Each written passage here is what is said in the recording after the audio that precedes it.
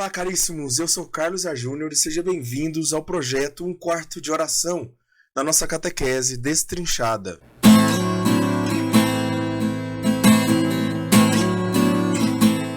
Hoje o tema, nós coincidentemente, temos aquele número da besta e nosso tema é o 66 hoje. Faltou só mais um 6 aí pra gente, pra ser o 666, né? Mas tá longe de chegar aos 666 episódios aqui, né? Aulas aqui, né? Não da catequese aqui, porque a gente vai chegar no máximo aos 100. Mas hoje nós vamos falar sobre o pecado. Vamos falar sobre essa doença e, coincidentemente, surgiu esse número, né? Mas para quem acredita, para quem acha que é alguma coisa assim, é a prova que o pecado é do demônio mesmo, né? O pecado é obra de um anjo. A gente precisa, antes de tudo, falar sobre isso, já começando, mas com essa informação, eu quero que você deixe o seu like, se inscreve no canal aqui, compartilhe esse vídeo com outras pessoas e vamos analisar o que é o pecado, quais são as consequências do pecado na vida do homem, certo? Então, senta, né? Como você tem costume fazer nas nossas aulas, e vamos para as nossas anotações, para o nosso resumo da nossa aula de hoje. Então, hoje nós vamos falar sobre 6 temas especificamente, todos em relação ao pecado. E vamos começar sobre este primeiro tema, falando sobre a misericórdia e o pecado. Bom, primeiro nós precisamos falar sobre a salvação, que é Jesus. No Evangelho, a misericórdia de Deus é revelada em Jesus Cristo. Ela é revelada plenamente em Jesus Cristo, para todos os pecadores. Por-lhe-ás o nome de Jesus, porque ele salvará o seu povo dos seus pecados. Isso é a voz do anjo, né? A proclamação do anjo, a proclamação do anjo falando do nome de Jesus. Jesus, que significa Deus salva, Deus que salva. Isto é o meu sangue, o sangue da aliança que vai ser derramado por todos para a remissão dos pecados. Essa remissão dos pecados, mais uma vez, é a salvação dos pecados, que o próprio Jesus disse. Então, Jesus é essa resposta ao pecado. Antes de falarmos da pergunta, antes de falarmos de toda a problemática, vamos falar logo da solução. O catecismo ele deixa claro, específico, para que Jesus é a solução para os pecados, é a solução definitiva para os pecados. Mas Jesus precisa de nós para nos salvar. Então, algo que nós não podemos deixar de citar é que Jesus precisa de nós para nos salvar. Não de forma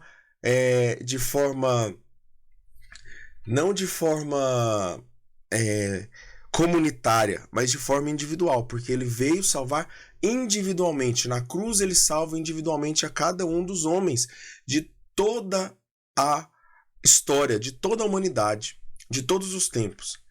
Acolher a misericórdia exige de nós a confissão dos pecados. Então não basta só falar da misericórdia, mas é preciso confessar-se, arrepender-se e penitenciar-se dos nossos pecados, como nós aprendemos lá no sacramento da confissão. Por isso não pode ser salvo aquele que não reconhece que precisa de salvação, que não precisa de salvação. Então aquele que não reconhece que precisa de salvação, ele não pode ser salvo. Ele não será salvo. Santo Agostinho vai dizer: Deus que nos criou sem nós, não quis salvar-nos sem nós. Para que a graça transborde, é preciso que o pecado seja descoberto. Ou seja, eu como pecador, preciso revelar o pecado, preciso descobrir o pecado que está oculto na minha vida. Né? E como eu faço isso? Na confissão. Apresentando os meus pecados verbalmente para Jesus na pessoa do Padre. Ou no Padre na pessoa de Jesus Cristo, né? De forma mais clara. Então, é Jesus quem ouve os nossos pecados na confissão. É Jesus quem vai ouvir os nossos pecados na confissão, na pessoa do Padre. A primeira coisa que o socorrista faz com uma vítima de trânsito é cortar as roupas do local da fratura. Então, uma pessoa que cai de moto, por exemplo, alguma coisa assim, né? Ou quando você vai no médico e aí você fala assim, olha, eu tô com uma ferida aqui na minha perna ou no meu braço, aí você tá com uma camisa de manga longa. Tem como o médico observar, ver a ferida se você não tirar a manga ali, né? Se você não tirar a jaqueta, alguma coisa assim? Não, não tem. Então, é preciso descobrir o pecado para que Jesus cure essa ferida em nossos corações. E conversão, então, requer reconhecimento do pecado. Então, é necessário reconhecer o pecado em nossas vidas. O Espírito Santo só age naquele que se deixa vencer pela verdade, pois é o Espírito da verdade. Esse é o pecado contra o Espírito Santo, que nós vamos falar mais para frente. Nós vamos falar sobre quando nós não deixamos o Espírito Santo agir. Então, pecado contra o Espírito Santo é quando nós não deixamos o Espírito Santo agir na nossa vida. E como ele age? Falando a verdade, apresentando a verdade, mostrando a verdade para nós. Quais são as definições, então, do pecado? Bom, o pecado é uma falta contra o homem. Quem comete um pecado, quem peca, comete uma falta contra a razão, a verdade e a reta consciência. Ou seja, essa pessoa, ela está indo contra a razão de alguma forma.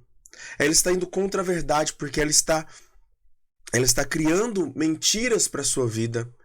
Ela não está sendo racional de forma a pensar no bem, que aí a gente entende o significado da palavra bem hoje, né? Nós entendemos esse significado mais, que não é somente uma coisa que é agradável, mas uma coisa que leva ao meu fim. Ou seja, o pecado ele me tira do meu fim. A gente vai falar sobre isso também.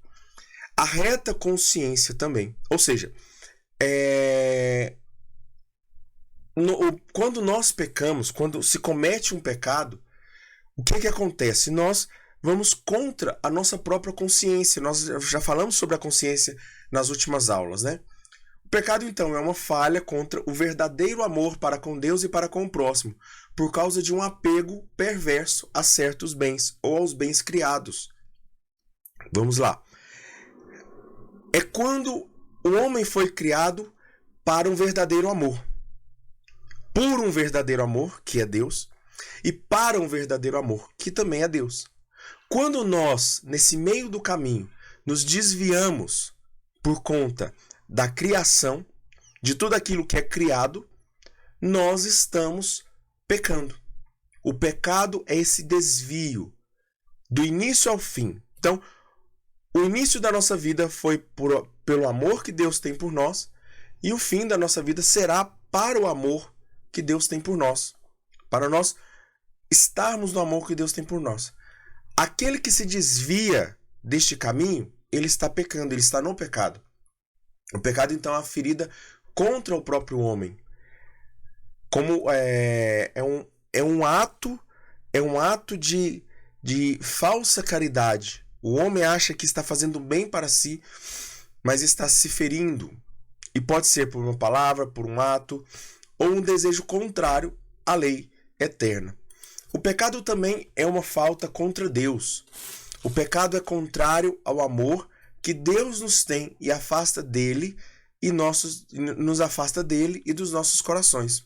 E os nossos corações. Afasta ele dos nossos corações. Porque é uma desobediência.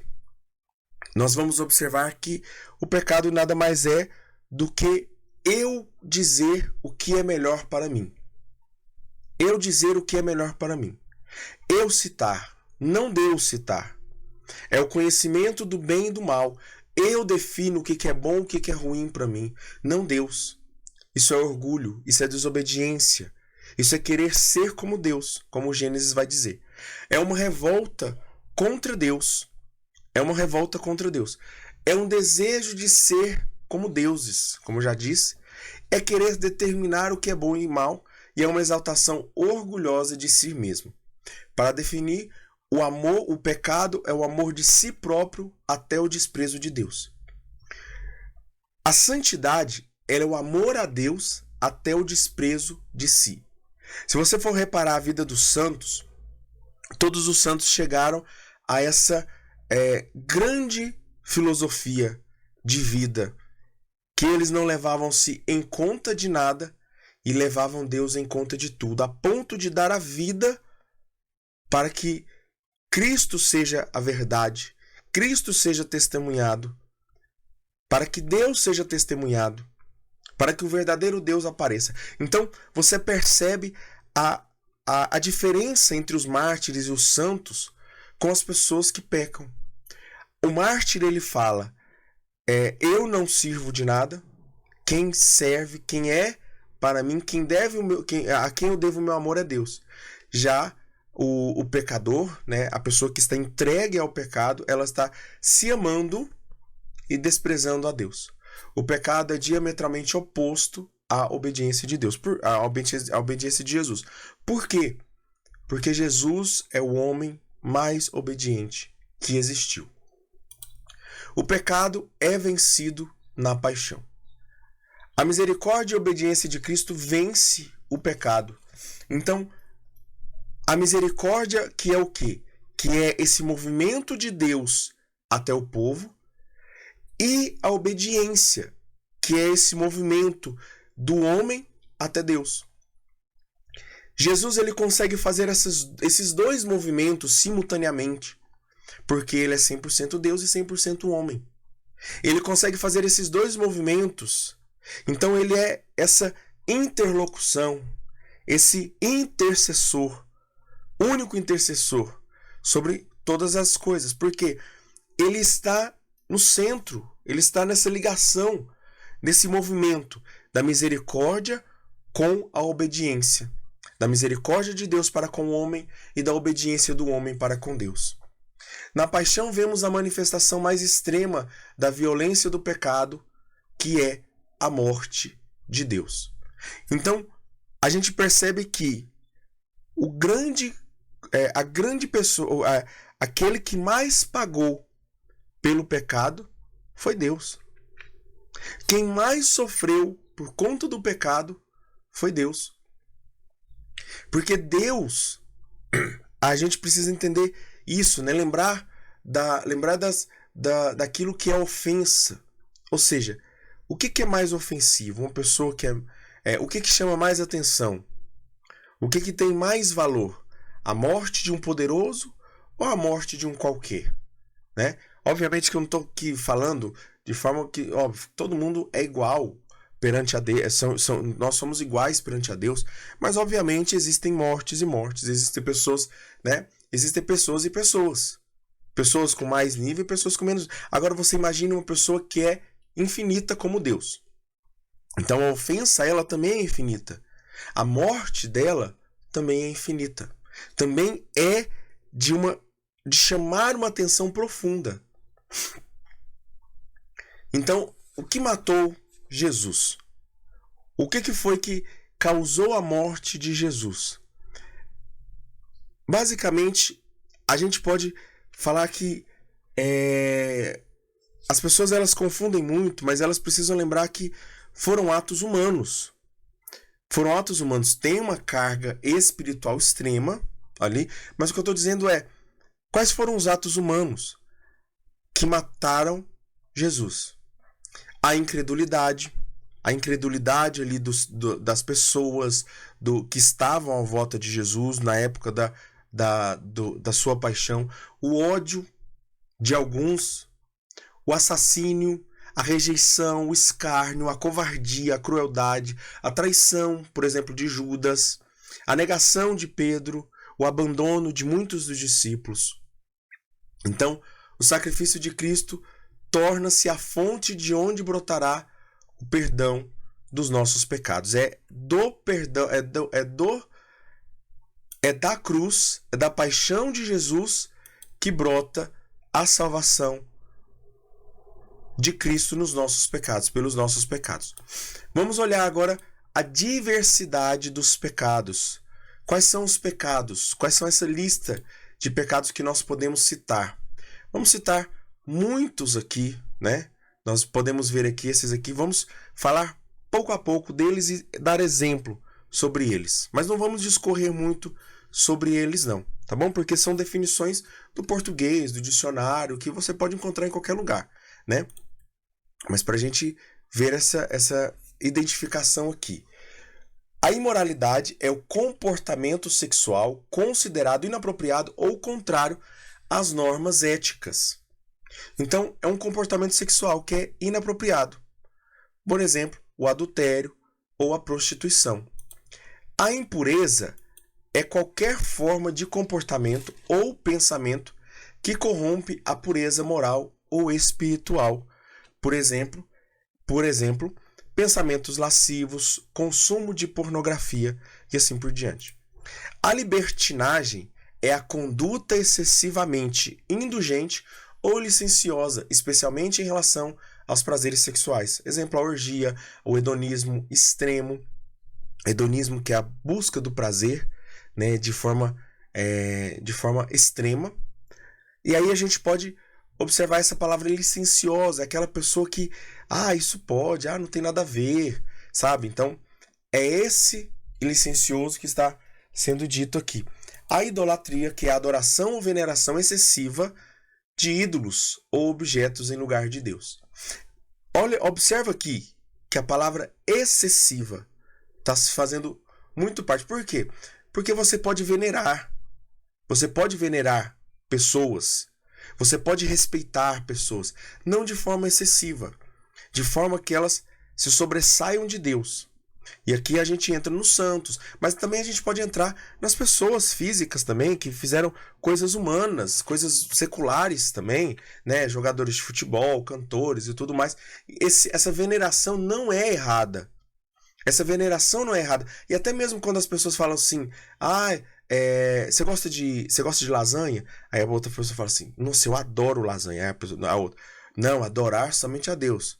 Calma, gente. Esse adorar não significa que ela tá adorando, que ela vai se ajoelhar e vai... Não é isso, gente. A gente entende que não é isso. O português, ele deixa claro, né? Não só o português, mas todas as línguas, elas precisam ser avaliadas pelo contexto. O que se é dito é dito pelo contexto. Então a gente não precisa se escandalizar quando a pessoa fala, eu adoro jogar bola, eu adoro fazer isso, eu adoro... Gente, é normal e não é uma idolatria que a pessoa está cometendo ali, tá bom? A feitiçaria, que é a prática de magia ou uso de poderes sobrenaturais, muitas vezes associados a ritos e cultos. Exemplos: os feitiços, o uso de amuletos mágicos, superstições, etc. As inimizades também, que são essas hostilidades ou aversão profunda e persistente entre indivíduos ou grupos, outros grupos. Exemplo: as rivalidades entre gangues ou inimizades familiares. Um exemplo dela que a gente conhece bem, Romeu e Julieta. Família de Romeu e Julieta, a história de Romeu e Julieta. A discórdia também, que é esse desacordo ou conflito entre pessoas, gerando uma desunião. São brigas constantes em uma equipe de trabalho, etc. E assim por diante. Você vai vendo que diante de todos esses aqui, vão sobressair 3 pecados. Os pecados nas áreas do prazer, os pecados na área do poder e os pecados na área do possuir. Também nós temos o ciúme, que é esse sentimento de posse, não é um sentimento de inveja aqui, é sentimento de posse em relação aos sucessos ou posses dos outros. Então, assim, é como se você tivesse posse, você é esse falso sentimento de que você é dono de alguém ou algo, frequentemente acompanhado de uma desconfiança. Então, quase sempre o ciúme aliás, quando o ciúme é doentio, ele é causado por uma desconfiança. Exemplo, um ciúme em um relacionamento amoroso. Outro pecado também são as fúrias. As explosões de raiva incontrolada da pessoa, às vezes perder a calma, gritar com colegas de trabalho ou no trânsito também. Então a gente precisa tomar cuidado com esses pecados. A rivalidade também, que é essa competição acirrada e frequentemente hostil entre pessoas ou grupos. Muitas vezes unilateral. Muitas vezes uma pessoa compete com a outra, mas a outra não está nem aí. A outra nem sabe que está fazendo parte de uma competição. Um exemplo é uma competição desleal entre colegas de trabalho ou pessoas que praticam o mesmo esporte e tudo mais. Então, pode às vezes existir essa rivalidade. Divergência entre opiniões. A dissensão. O que é a dissensão, né? A dissensão é a divergência de opiniões que leva a conflitos e divisões. Um exemplo é a divisão dentro de uma igreja por diferentes doutrinas, por diferenças doutrinas. A gente quase não vê isso, né? A gente quase não consegue enxergar isso. Não existe, graças a Deus, isso dentro da igreja. Olha só para você ver. As pessoas, elas com zelo em relação a um pecado, elas cometem outro. Tá vendo? O faccionismo, faxismo ou facciocismo, que é a formação de grupos ou facções que causam divisões ou conflitos dentro de uma comunidade. Exemplos, grupos políticos radicais dentro de uma organização. A gente também quase não vê isso no Brasil, né? Aliás, na política mundial, a gente quase não consegue enxergar isso também, né? Não existe muito isso. Também a inveja, que é esse desejo de possuir o que pertence ao outro, levando ao ressentimento. Mas não é só um desejo de possuir, mas é um sentimento de tristeza por o outro possuir e você não possuir algo. Então é a tristeza da alegria do outro, é a tristeza quando o outro se alegra. Por exemplo, a inveja do sucesso financeiro de uma pessoa, de uma conquista de alguém. O excesso de bebidas e comidas. Por exemplo, consumo exagerado, que é o consumo exagerado de alimentos ou bebidas alcoólicas levadas à gula ou embriaguez. Por exemplo, comer compulsivamente, uma festa, ou beber até perder a consciência. Então a gente precisa tomar cuidado com esses excessos. Quais são as classificações dos pecados? Bom, os pecados podem ser classificados de diversas formas. Eles podem ser classificados pelo objeto, pelo mandamento que violam, em relação à pessoa ofendida, pela matéria ou pelo tipo de ação. Nós vamos observar isso aqui, mas a gente vai chegar de uma forma mais profunda lá na frente, aprofundar um pouquinho mais sobre isso aqui, certo? Pelo objeto, nós temos o ato humano, que é uma virtude que se opõe ou por excesso ou por um defeito. É uma ação do homem que é ou um excesso ou um defeito. Ou ele faz demais ou ele não faz muito, certo? Também pelos mandamentos que violam os 10 mandamentos, no caso os 10 mandamentos e os 5 mandamentos da igreja. Também podem ser classificados pela pessoa ofendida. No caso, todos os pecados são ofensa a Deus, alguns são ofensa ao próximo e a grande maioria também são ofensa à pessoa que peca, ou seja, a você mesmo, ao outro, né? Ao outro e a si. Ao outro, a si e a Deus. Basicamente essa classificação. Também pela matéria. São pecados carnais ou espirituais. Sendo o homem um ser carnal e espiritual, ele pode pecar de forma carnal ou espiritual. O demônio não pode pecar de forma carnal. O demônio só pode pecar de forma espiritual. Quais são os pecados do demônio? A começar da inveja. A inveja de ver a alegria do homem, o que o homem irá receber, o orgulho também. E pelo tipo da ação, que pode ser por atos, palavras, pensamentos ou omissões.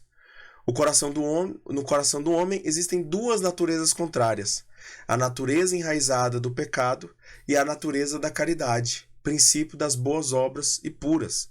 Então existem esses dois lobos dentro do homem.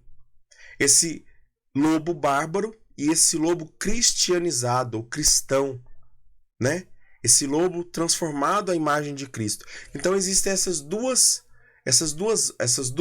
naturezas dentro do homem. Existem essas duas naturezas dentro do homem.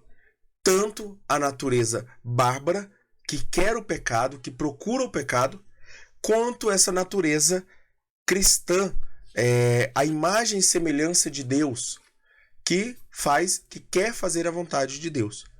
Vence, como a gente já sabe, vence o lobo que é mais alimentado. Agora nós vamos falar sobre a gravidade do pecado, a diferença entre pecado mortal e pecado venial, certo? Até aqui eu espero que você tenha entendendo, né? Esses 3 primeiras partes aqui é a introdução ao pecado. Nós falamos do remédio contra o pecado, que é a misericórdia de Deus, a misericórdia e a obediência de Cristo. Falamos sobre a definição do pecado. Agora falamos sobre alguns tipos de pecado. E agora vamos falar sobre os pecados mortais e veniais e depois sobre a proliferação do pecado. Como avaliar o peso de cada pecado? Como é que a gente vai avaliar o peso de um pecado que eu cometi ou que outra pessoa cometeu? Obviamente que isso serve muito mais para eu avaliar na minha vida do que avaliar na vida do outro, certo? Então vamos lá então. Cada pecado é julgado segundo a gravidade dele. E há 2 distinções: pecados mortais e pecados veniais. O pecado mortal, ele destrói, ele mata a caridade no coração do homem. Ou seja, o verdadeiro valor da pessoa, que é a presença da graça divina na humanidade, na alma humana.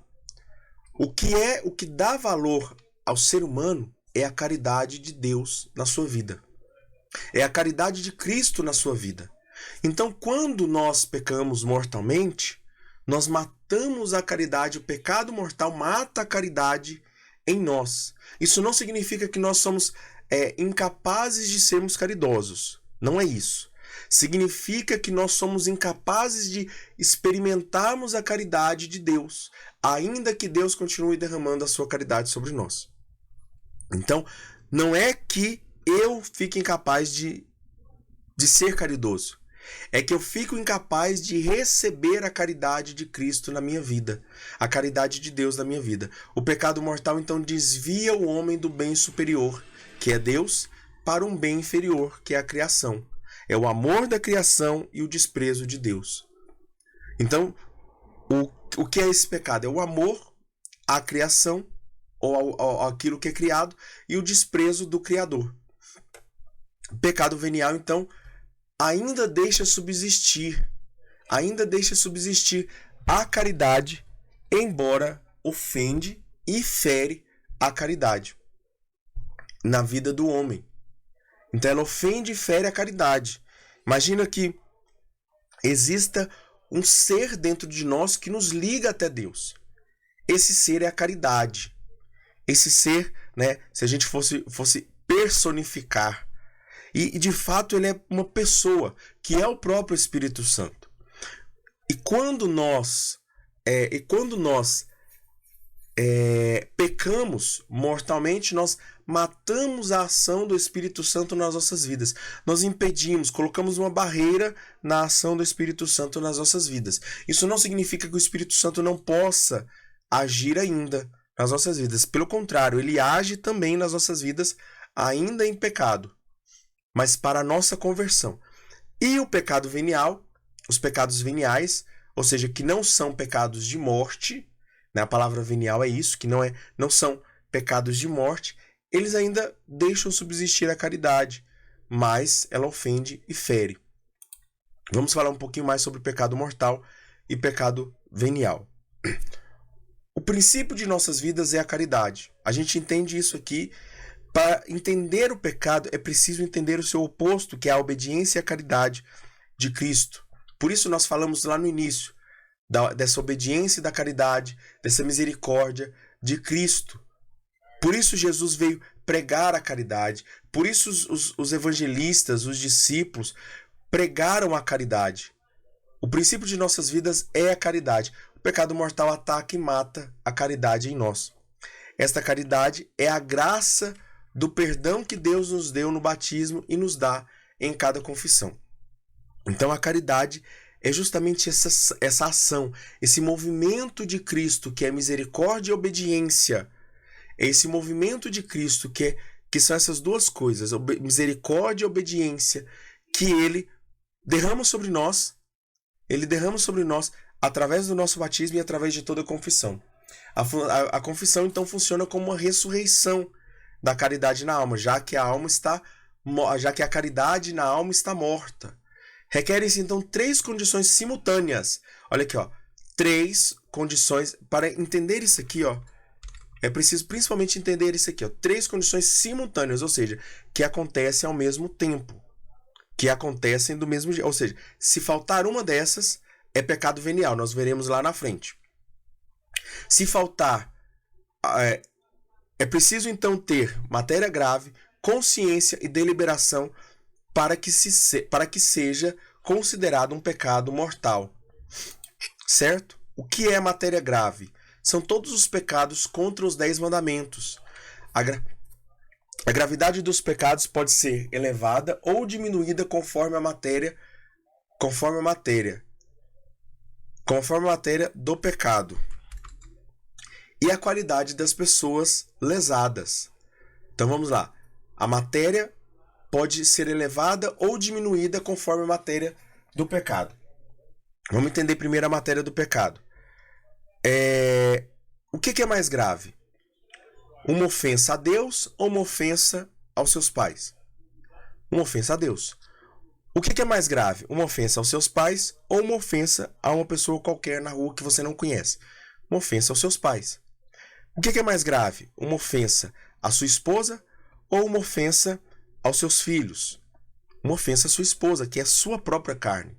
Então, a gente vai vendo que existem a diferença das pessoas e a gravidade, isso é a qualidade das pessoas lesadas. Né? Então, existem pessoas que são mais qualificadas na ofensa do pecado e existem matérias de pecado. O que é mais grave? Roubar ou matar? Matar. O que é mais grave? Desonrar os pais ou matar? Desonrar os pais. Não é matar. Não é matar. É desonrar os pais. O que é mais grave? Faltar à missa aos domingos ou desonrar os pais? Faltar à missa aos domingos. A gente vai observar que dos 10 mandamentos, todos eles são nivelados. Não, nivelados não, mas ranqueados de mais grave para menos grave. Não significa que o 10º mandamento não seja grave, mas significa que em uma comparação, o primeiro mandamento é mais grave do que o último, do que o 9º, do que o 8º, o 7º e assim por diante. Entenderam? Então existe essa diferença. O primeiro mandamento é o mais grave cometido. O segundo, ele é mais grave do que do terceiro para trás. O terceiro é mais grave do que o quarto para trás, e assim por diante. O quarto, mas assim por diante. Certo? Então o número do mandamento indica sua gravidade. Quanto menor, mais grave ele é. Quanto menor o número do mandamento, mais grave. Por isso é importante nós sabermos a sequência correta dos mandamentos. Certo?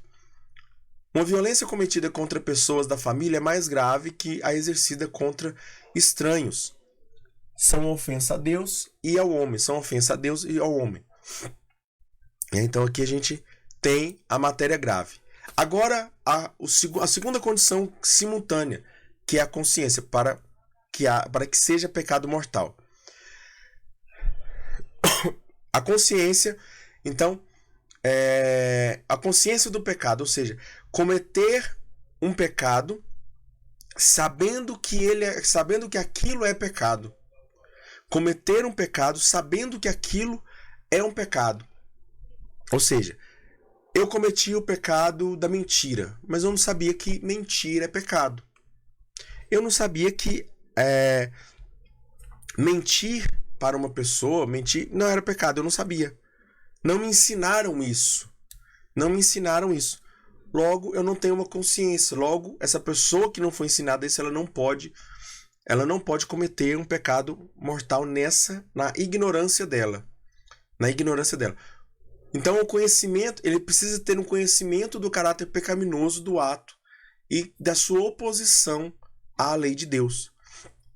A pessoa precisa saber, então, precisa saber que aquilo é contrário ao caráter divino, certo? Ela precisa saber, ela precisa ter conhecimento. E por fim também a terceira condição simultânea é a deliberação, ou seja, a pessoa precisa fazer de forma livre um pecado para que ele seja pecado mortal. Com total consentimento. E isso implica, então, que a pessoa não tenha... Se a pessoa não tiver opções para fazer, ela não está deliberadamente agindo deliberadamente. Então implica um consentimento suficientemente deliberado. Ou seja, não precisa ser 100%. Não precisa ser 100% todas as vezes. Não, eu não tinha deliberação 100%. Eu não tinha certeza 100% se eu queria ou não fazer. Mas tem que ter algo suficiente. Algo suficiente que você fala, que você realmente tenha condições de optar pelo pecado ou não pecar. Pelo pecar ou não pecar. Então são essas três as condições simultâneas para se considerar o pecado mortal. E aí algumas coisas vão agravar ou vão atenuar esse pecado. Coisas que vão agravar o caráter do pecado. A ignorância simulada. Uma pessoa que finge que não sabe que aquilo é pecado. Mas ela sabe que é pecado. Na consciência dela, ela sabe. O endurecimento do coração. A pessoa que rejeita a verdade. Que rejeita ouvir. A malícia. A pessoa que faz por maldade. Ela faz aquilo por maldade. Ela não está procurando somente um bem, mas ela está procurando o mal das pessoas ofendidas. E as coisas que atenuam o pecado também. A ignorância involuntária. A pessoa não sabe. Não sabe que aquilo é pecado. Mas é preciso entender que ninguém ignora os princípios da lei moral, inscritos na consciência do homem. Então, por exemplo, uma pessoa sabe que mentir, de alguma forma, ela não gosta que mintam para ela. Então, de alguma forma, ela sabe que mentir também é errado. Ela sabe que mentir também é errado. E isso não é só na sociedade cristã, mas em toda a sociedade a mentira é algo ruim. Você não vai numa tribo, você pode ir numa tribo mais longe lá. Se houver uma pessoa que é mentirosa, ela terá consequências nela em relação à atitude enganosa dela que ela está fazendo. Outras coisas que também atenuam o caráter do pecado são os impulsos da sensibilidade, ou seja, a pessoa que vai de forma mais sensível. Quanto mais sensível a pessoa for, só que isso precisa ser dosado. A pessoa precisa controlar isso. Também são outras coisas que podem atenuar são as paixões, as pressões externas e as perturbações patológicas, ou seja, doenças mentais, pessoas que têm algum problema de cabeça e assim por diante, enfim, né? A liberdade nessa história. A liberdade é o bem mais precioso do ser humano, pois possibilita amar plenamente, mas também pecar plenamente. O homem peca, então, pela liberdade. O homem se santifica também pela liberdade. Só pela liberdade alguém ama ou peca. A liberdade tem capacidade de fazer essas escolhas. Por isso Deus nos deu a liberdade, não para que nós pequemos, mas para que nós amemos de verdade e livremente. Ele não queria escravos, ele queria pessoas livres amando-o. Ele não queria pessoas amando-o forçadamente, mas ele queria que outras pessoas, que a gente o amasse deliberadamente, de forma livre. As consequências do pecado mortal. Quais são as consequências do pecado mortal? A perda da caridade e a privação da graça santificante. Ou seja, eu fico privado da graça santificante, privado de entrar no céu. E se não for resgatado? Se não for resgatado pela misericórdia, que nós só somos resgatados pela misericórdia, ou seja, pelo perdão, por descobrir o pecado em nossas vidas e sermos resgatados pela misericórdia, nós seremos excluídos do reino de Deus e sofreremos a morte eterna no inferno. Então, nós precisamos entender que, diante de tudo isso, quem julga é Deus. A igreja julga o ato. Então, a igreja não pode falar em atos, em situações que são particulares. Não fala em questões em situações particulares de pessoas. A igreja vai acusar, fala assim, fulano pecou naquilo ali. O pecado daquela pessoa é mortal. Não, Ela vai falar do pecado. Olha, o pecado do aborto é mortal. O pecado da mentira com consciência e deliberação é mortal. Certo? Entendendo isso, agora nós podemos facilmente entender o pecado venial. O que é o pecado venial? O pecado venial é cometido quando um desses casos acontece. Ou seja, quando a matéria é leve, ou seja, quando a matéria não é grave, quando não há plena consciência ou quando não há livre consentimento. Quando não existe uma daquelas três condições simultâneas, então é pecado venial. Quais são as características do pecado venial? O que o pecado venial faz na alma? Ele adoece e enfraquece a caridade na alma. Ele não mata, mas ele adoece. Né? E uma pessoa doente, ela está muito perto, uma pessoa muito doente, né? Ela está muito perto da morte. Ela está logo perto da morte. Então, precisa-se tomar cuidado também com o pecado venial. O pecado venial, ele mostra um afeto desordenado à criação. É aquilo que eu falei, né? É o primeiro passo, né? Imagina aquela frase assim, é o amor de si e até o desprezo de Deus. Então, o que é o amor de si até o desprezo de Deus? Ele vai começando a deixar de amar a Deus, deixar de amar a Deus e amar a si, até o desprezo total. Então, ele começa com 1% da carga carregada. Depois, ele está no 100%, vira um ateu, vira uma pessoa que é extremamente contrária. Também impede o processo das virtudes. O pecado venial ele vai impedir que a pessoa progrida nas virtudes e também progredir na prática do bem moral, de fazer o bem de forma consciente.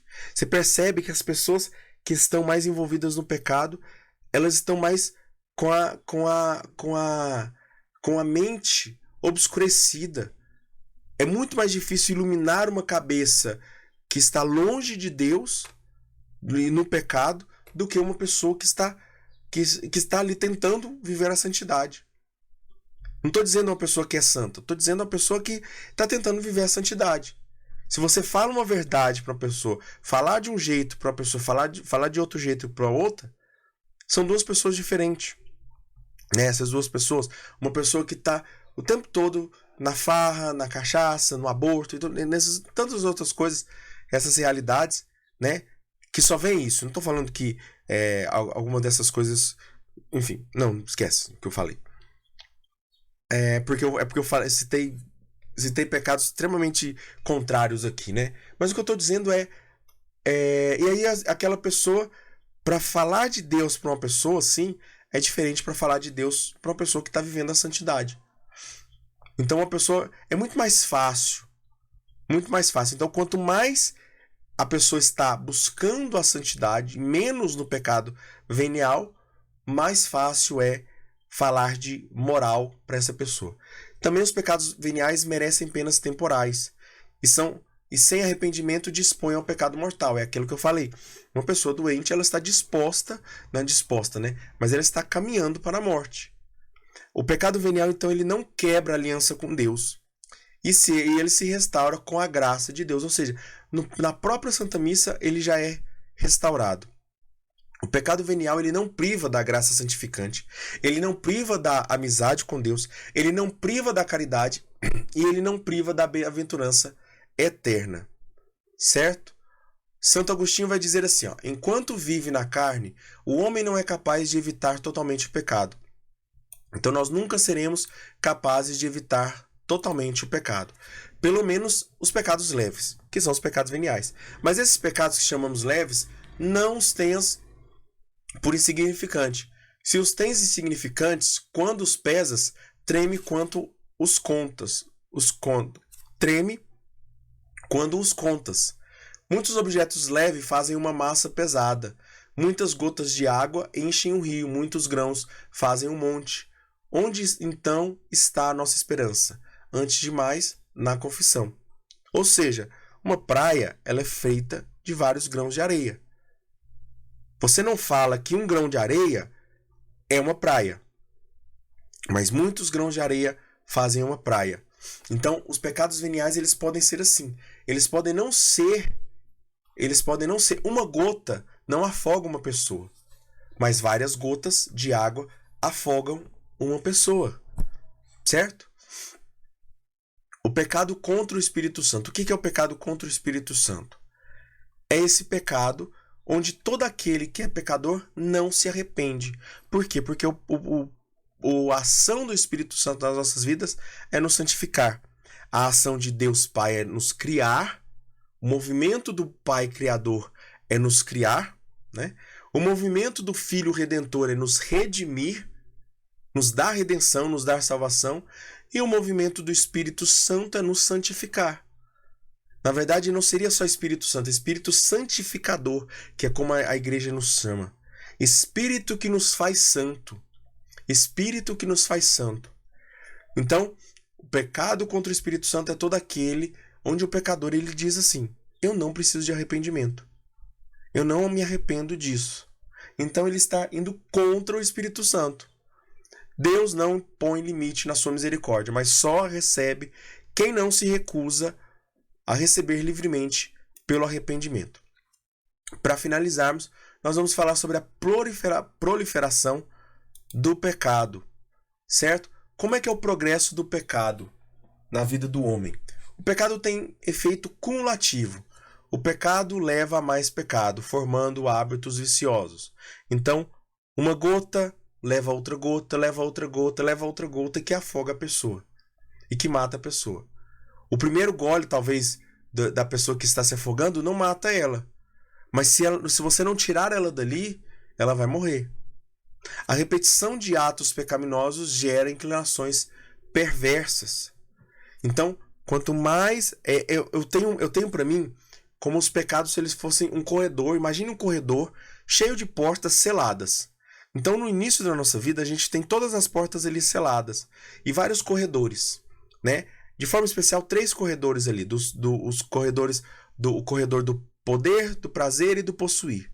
E aí uma pessoa ela vai lá, uma vez ela percebe, quando é criança, ela percebe que se ela manipular um pouquinho os pais dela, se ela chorar um pouquinho mais, ela consegue um doce que ela queria.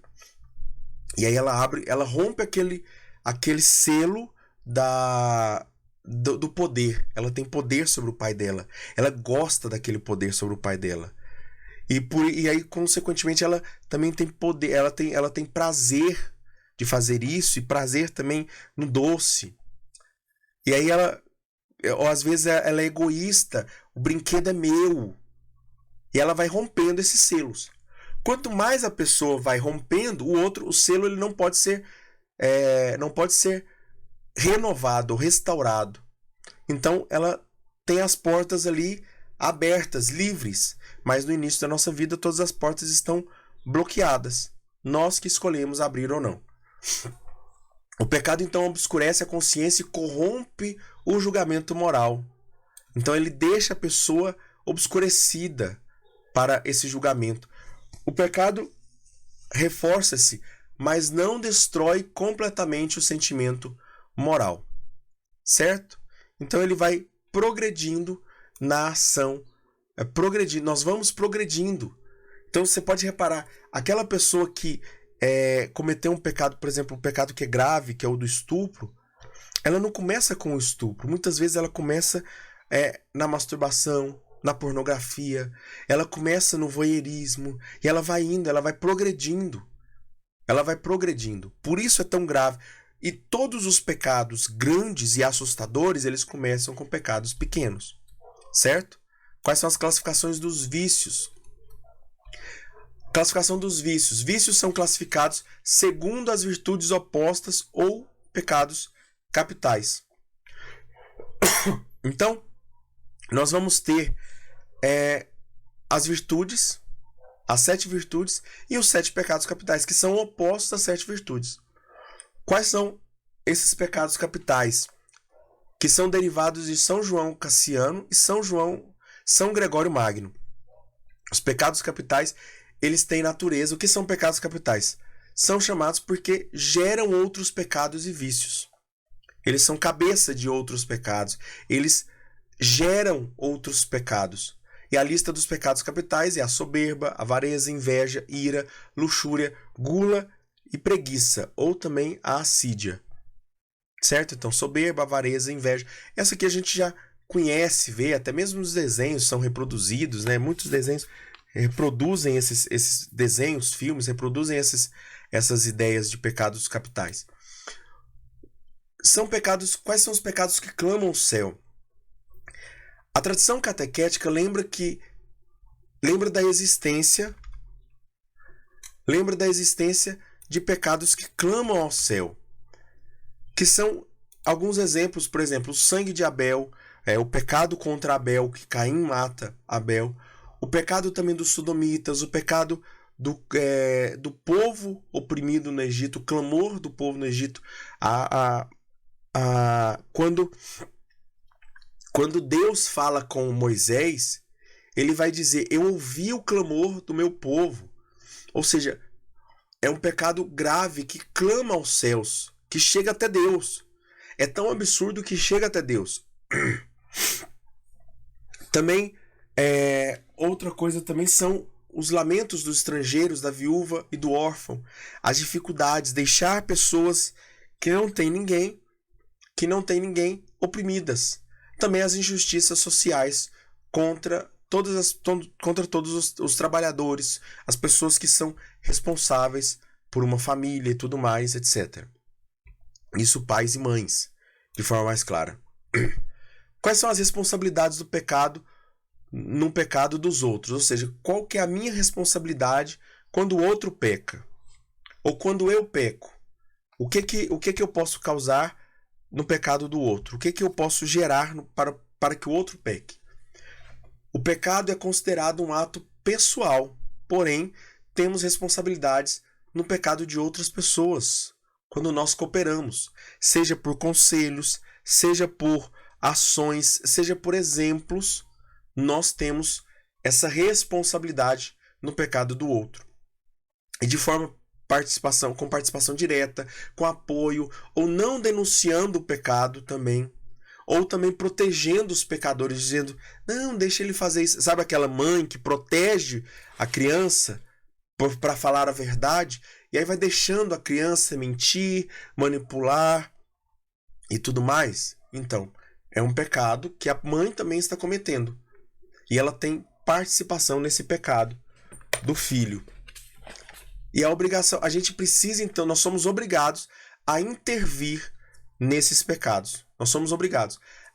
E existe uma obrigação moral de denunciar e impedir o mal. Isso não significa que nós somos policiais. Isso significa que nós precisamos intervir de forma coerente. Ou seja, eu não conheço uma pessoa, estou vendo ela pecar na rua, né? Seja qualquer pecado, uma mentira, batendo em alguém. Eu tenho que intervir de forma justa. Por exemplo, a pessoa está batendo, eu tenho que proteger a outra pessoa, acabar com a briga. Uma pessoa está mentindo, eu não conheço a pessoa, e eu não sei se é mentira, o que não é, então existe essa diferença, certo? Então eu preciso intervir, mas eu não posso policiar, eu não sou policial. Eu não sou policial do pecado do outro. E quais são as consequências sociais em relação ao pecado? O pecado faz os homens cúmplices uns dos outros. Então, assim como Adão e Eva pecaram, todos nós pecamos, porque nós somos uma única sociedade, um único povo, um único gene, o gene humano. E aí, quando um peca, todos os outros pecam. Mas isso não significa que o meu pecado também não cause consequências no pecado do outro. O meu egoísmo, a minha mentira, a sua mentira, o seu egoísmo, o seu orgulho, a sua inveja, a sua vaidade, ela causa alguma consequência na vida do outro. O salário do pecado é a morte. Uma coisa que eu demorei a entender que eu não demorei a entender, que rapidamente eu entendi dentro da igreja, é que muitas vezes o salário não é pago para aquele que causou o pecado. Por exemplo, a gente pode ver a corrupção. A corrupção é um pecado de um político, de um governante, de alguém que está no poder, mas que quem acaba morrendo é também a pessoa que deveria receber os benefícios daquela corrupção que não está recebendo. Promove então concupiscência, violência, injustiça e tudo mais dentro da sociedade. Nós vamos sendo essa água que vai sendo envenenada. Então cada gota do pecado do outro, que exala do coração do outro, vai contaminando esse pecado. Vai contaminando essa água, perdão, vai contaminando esse pecado, vai contaminando a água, e eu vou respirando, eu vou participando, eu vou bebendo daquele pecado alheio. Os pecados, então, eles criam situações e instituições contrárias à bondade de Deus. Você vai vendo que vai existindo uma rede, uma construção do pecado na vida. A gente pode reparar isso de forma consciente. Muitas sociedades, elas já são estruturalmente pecaminosas. Muitas situações já estão estruturalmente pecaminosas, ou seja, já fomentam o pecado de forma natural e automática. Você vê, olha, por exemplo, a proliferação de distribuidoras que existe. A proliferação de igrejas protestantes que existem.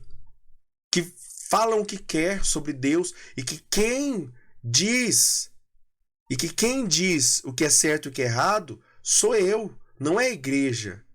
Não é a igreja católica que vai dizer. O pecado das igrejas protestantes é esse. O pecado das igrejas protestantes é essa rebelião contra a igreja católica, contra a autoridade do Papa, contra a autoridade da igreja. Mas aí quando se esquecem de ler na Bíblia que a autoridade de Pedro, do Papa, foi dada por Jesus. Isso eles esquecem de ver.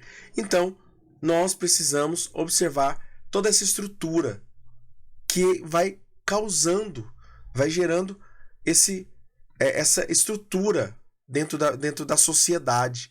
É uma sociedade que ela está já mecanicamente pronta para o pecado. E isso precisa ser restaurado. Isso só é restaurado a partir da minha decisão, da sua decisão. Então, quando nós vamos decidindo pela santidade, mais essas estruturas vão sendo rompidas. Só que, claro, outras pessoas vão aparecendo e tudo mais, vão gerando mais dificuldades. Então, é preciso avaliar, é preciso, então, voltar, fazer a minha parte, como diz Santa Teresa de Calcutá. Quer um mundo melhor? Vá para casa e ame e cuide da sua casa, cuide da sua família. Certo? Então, louvado seja o nosso Senhor Jesus Cristo, para sempre seja louvado. Tudo por Jesus e nada sem Maria. Fiquemos selados. Aliás, espere só um pouquinho. Não se esquece de se inscrever no canal, deixar o seu like, compartilhar esse vídeo com outras pessoas. É muito importante, então, que você também deixe o seu comentário aqui. O comentário de hoje, que nós vamos falar, que eu vou pedir para vocês falar, vocês vão dizer... podem colocar a palavra veneno, porque a gente vai entender que quando se fala do pecado, esse veneno que entra dentro da sociedade, que entra nos nossos corações e invade, corrompe os nossos corações. Tá bom? Fiquemos selados na proteção desse Deus que é Pai, Filho e Espírito Santo. Amém. Deus abençoe a sua vida.